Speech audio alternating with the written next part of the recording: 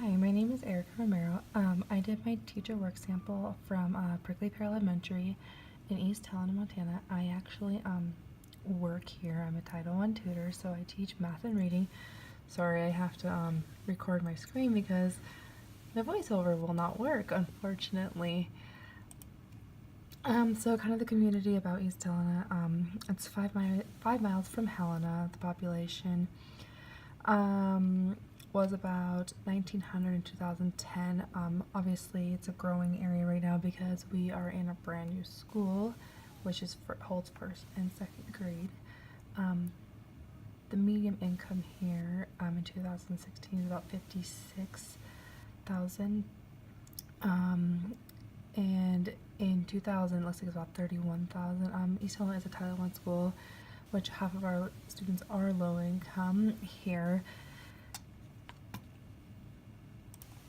I couldn't provide some stuff about our school.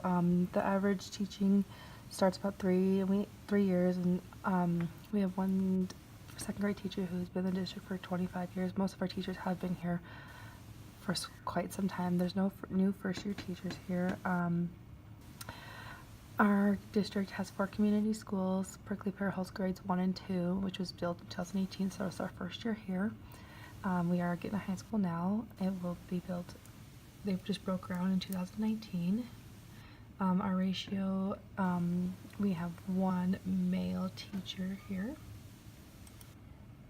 Our classroom management includes our PAX behavior game, which we adopted a couple years ago.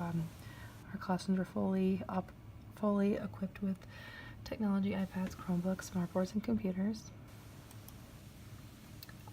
Teacher, lots of models here for our students, which is repetition as well. Lots of that for our kids who need that and also struggle.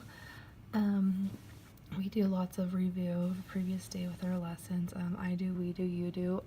It's also a big repetition method we use here that helps the students with processing and long-term and short-term memory.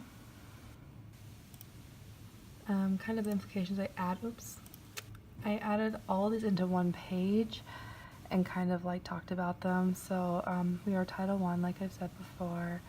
Many tenured teachers here.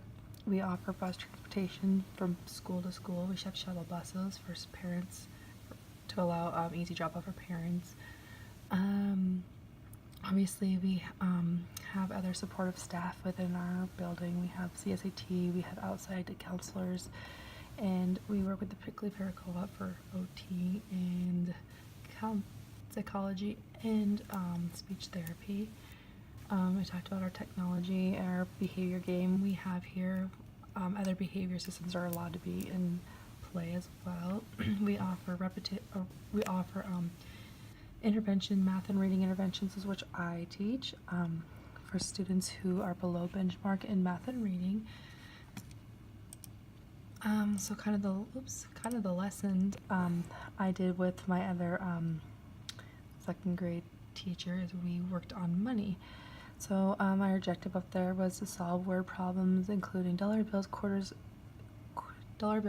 dimes, nickels, and pennies, using the appropriate symbols and using word problems. So the first day we introduced the coins and names. We did lots of I say, you say, or I do, you do, repetitions to get those coins and values down. And each day we kind of added on to those. Lesson 2, we sorted and identifying coins. We sorted by finding out the highest value, counting by tens, fives. We also taught them how to count with quarters with 25. We added lots of little extra like work in there. We would add like skip counting worksheets and extra fillers in there. Lesson 3, we students sorted and identified coins. They also used different methods of adding coins and bills in there, and they showed different ways of making a dollar. Our lesson 4, students were given a set amount on a card, and they had to use the appropriate coins to make that amount. Lesson 5, we kind of did like a store with them, and they had to use their basic subtraction and addition with adding up coins and bills. Oops, here's my results of most of my kids made great gains on this. Some of them kind of stayed to where they were because they knew money really well, just maybe for different exposures at home. And we made up this little post assessment to see where they could match and know values, which was, relatively easy, as the bills are really easy to understand as versus the coins. And then I used our iReady test to assess at the end, which I thought was very comparable to what we did, because they had to skip count with coins. They had to use the bills, which is very similar to using the coins there. They had to, number 3, they had to add and see if they had changed, which worked with our lesson 5. Lesson 4, they had to count the coins and see if it was the appropriate amount. And then number 5 kind of worked with, buying something and understanding if they're going to receive change and working those basic addition subtraction problems. And that was about, I included in this